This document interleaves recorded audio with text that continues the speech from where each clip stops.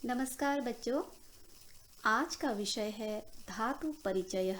धातु अर्थात क्रिया।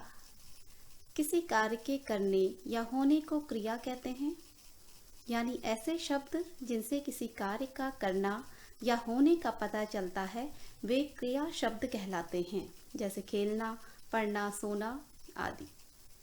क्रिया को ही संस्कृत में धातु कहते हैं। तो कभी भी कोई भी वाक्य में जब हम क्रिया का प्रयोग करते हैं तो उसके लिए कुछ बातों का हम ध्यान रखते हैं, क्योंकि हर वाक्य में क्रिया का प्रयोग होता है। क्रिया के बिना कोई भी वाक्य अधूरा होता है। तो आइए देखते हैं कि संस्कृत में जब हम धातु का प्रयोग करते हैं तो सबसे पहले हम ध्यान रखते हैं लकार यानी कि काल का, अर्थात वह क्रिया किस काल में हुई है उसके अनुसार ही क्रिया का प्रयोग किया जाता है या धातु का प्रयोग किया जाता है। संस्कृत भाषा में 5 तरह के लकार होते हैं। पहला है लट लकार यानी कि वर्तमान काल।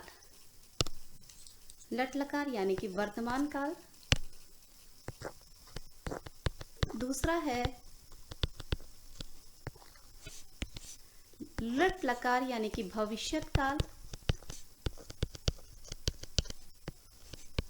उसके बाद है लंग लकार, भूतकाल। उसके बाद है लोट लकार जो कि आज्ञा या प्रार्थना वाले वाक्यों में प्रयोग होता है।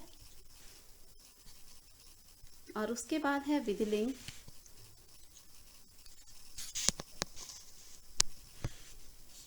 जो चाहिए के अर्थ में प्रयोग किया जाता है। तो इस प्रकार अगर अलग अलग ऐसे अगर आप हिंदी भाषा में भी देखें, अगर वर्तमान काल में कोई सेंटेंस होता है, कोई भी वाक्य होता है, तो राम खाता है। अगर हम क्रिया करें खाता है, हमने क्रिया ली तो राम खाता है। लेकिन अगर वही वाक्य को हम भविष्यत काल में देखें, उसी वाक्य को हम लट लकार में देखें या हिंदी में भविष्यत काल में आप देखेंगे तो उसमें आ जाएगा कि राम खाएगा। और अगर भूतकाल में बात हो तो कहेंगे राम ने खाया था या राम ने खाया। तो उसी तरह से संस्कृत भाषा में भी लकार का प्रयोग, लकार को देखते हुए हम वाक्य यानी कि क्रिया का प्रयोग करेंगे किसी वाक्य में। संस्कृत भाषा में 3 मुख्य लकारों के अतिरिक्त 2 और भी होते हैं, लोट और विधिलिंग। इन सभी में किस प्रकार से क्रिया का प्रयोग होगा उसके लिए आपको धातु रूप का ज्ञान होना आवश्यक है। तो ये तो थी पहली बात कि पहले आप लकार का ध्यान रखेंगे क्रिया का प्रयोग के लिए या धातु के प्रयोग के लिए। दूसरा है वचन। वचन संस्कृत भाषा में 3 प्रकार के वचन होते हैं। पहला है एक वचन, उसके बाद है द्विवचन और एक और है बहुवचन। एक वचन और बहुवचन का प्रयोग हिंदी भाषा में भी होता है, अंग्रेजी भाषा में भी होता है, लेकिन जो द्विवचन है उसका प्रयोग संस्कृत भाषा में किया जाता है। यानी कि संस्कृत भाषा में धातु का प्रयोग करते समय हमें एक वचन और बहुवचन के अतिरिक्त यह भी देखना पड़ेगा कि वाक्य या जिसके बारे में जो भी क्रिया कर रहा है क्या वो एक है या 2 है। वहाँ पर हमें 2 का भी ध्यान रखना पड़ेगा। एक और अनेक तो ठीक है, साथ में द्विवचन का भी प्रयोग रखना पड़ेगा, देखना पड़ेगा। जैसे कि एग्जाम्पल में लेती हूँ, एक बच्चा पढ़ता है, तो वहाँ पर हम अगर पठ धातु के लट लकार में रूप चलाएं, ये वर्तमान काल की बात हो रही है, तो एक बच्चा पढ़ता है तो हम वहाँ पर प्रयोग में लाएंगे पठती। कोई एक पढ़ रहा है तो, लेकिन अगर 2 लोग पढ़ रहे हैं तो वहाँ पे पठती की जगह हो जाएगा पठति पठतः। तो द्विवचन में प्रयोग आएगा पठतः और बहुवचन में पठन्ति, यानी कि बहुत सारे लोग पढ़ रहे हैं। एक पढ़ता है, 2 पढ़ते हैं और बहुत सारे पढ़ते हैं।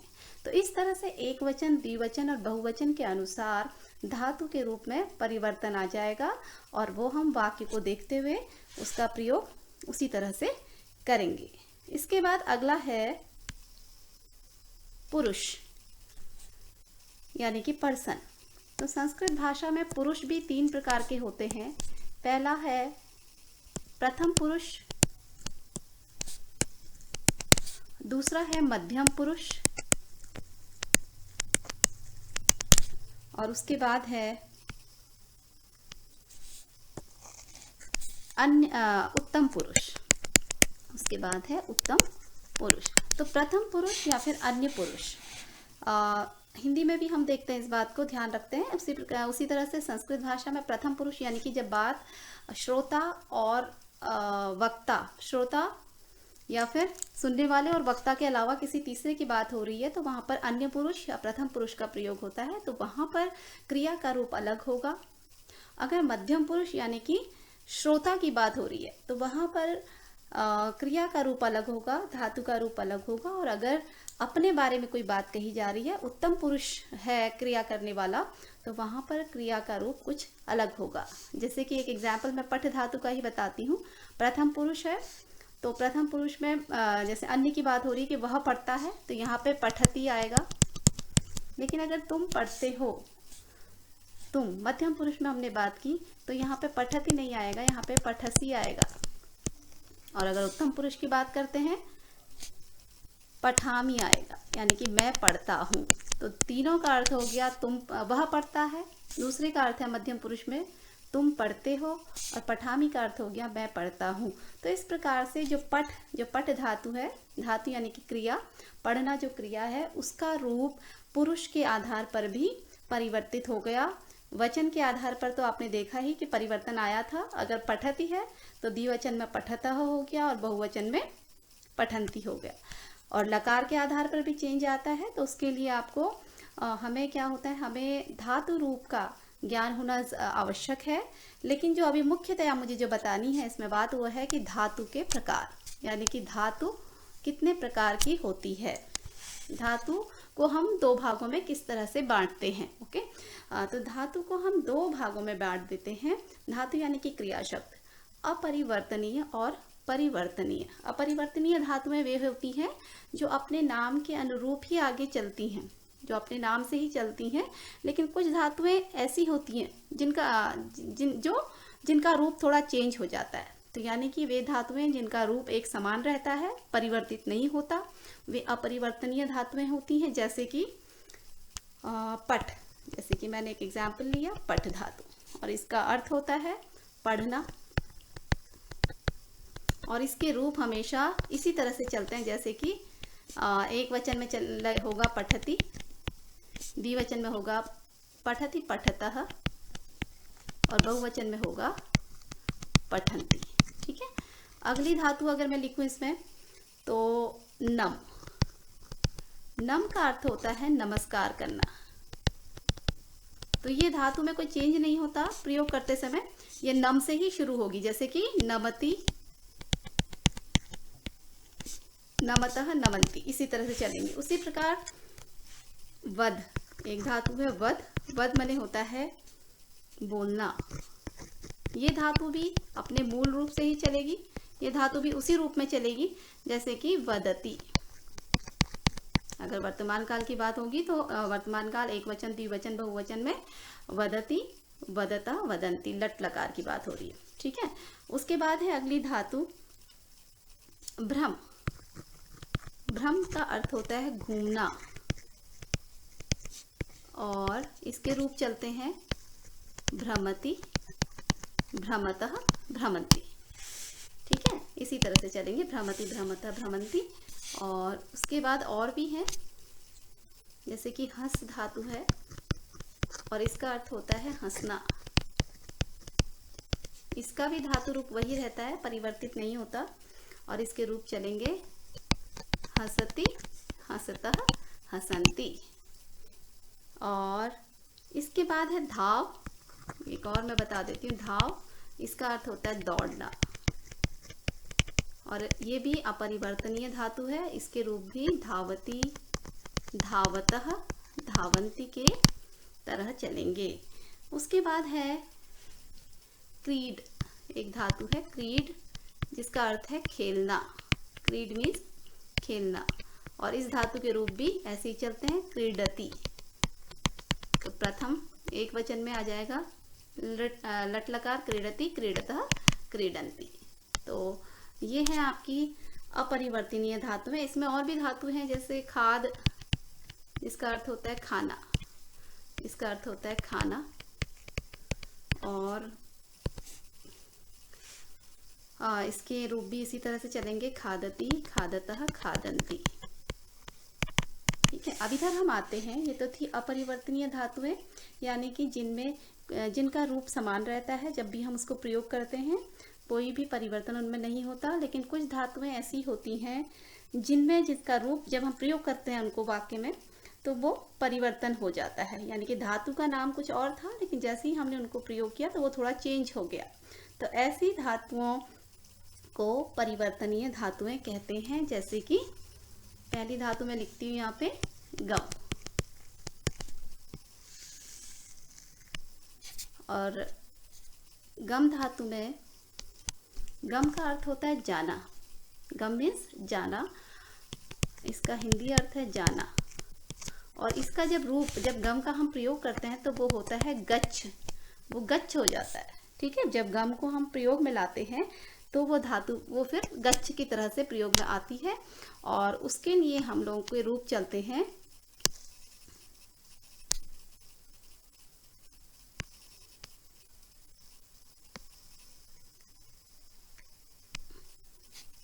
गच्छति, गच्छतः, गच्छन्ति। उसमें रूप चलेंगे, गच्छ धातु के रूप चलेंगे,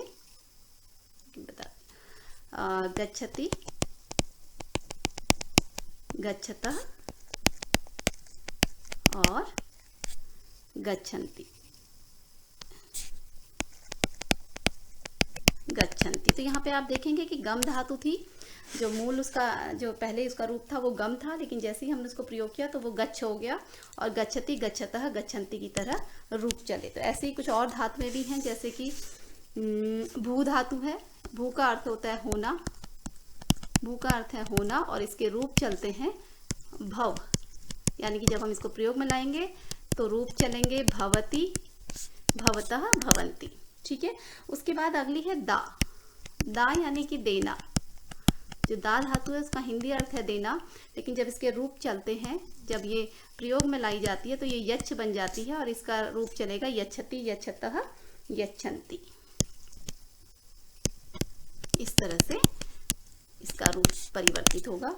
उसके बाद है दृश। दृश धातु का अर्थ होता है देखना,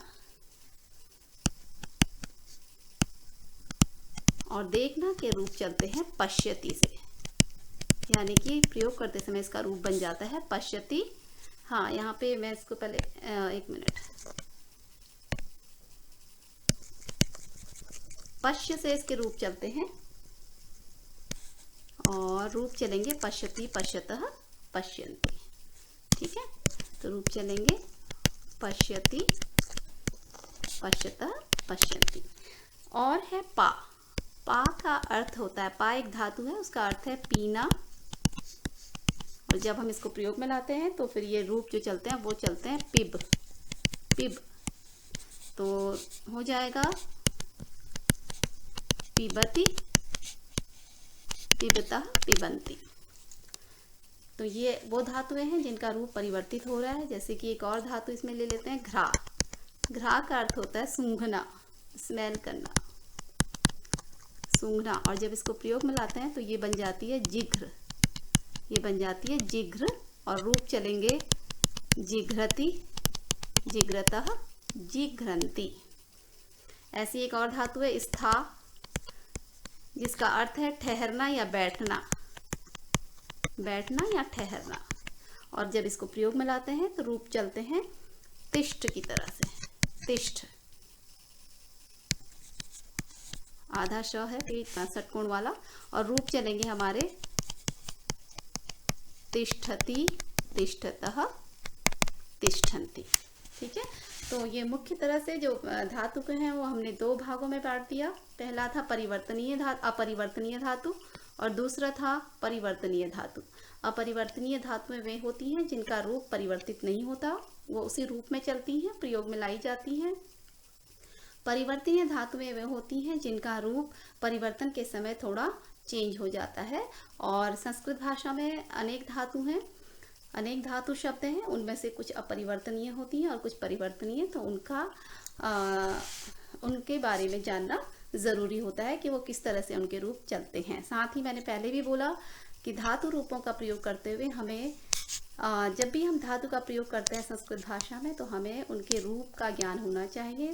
धातु रूप हमें याद होने चाहिए प्रत्येक लकार में, प्रत्येक वचन में, प्रत्येक पुरुष में, तभी हम उनका समुचित प्रयोग कर पाएंगे। तो आज हमने देखा कि किस तरह से धातु का क्या अर्थ होता है और धातु का प्रयोग करते समय संस्कृत भाषा में किन किन चीज़ों का हमें ध्यान रखना चाहिए, किन किन बिंदुओं का हमें ध्यान रखना होता है और साथ ही धातु के प्रकार कौन कौन से होते हैं। धन्यवाद।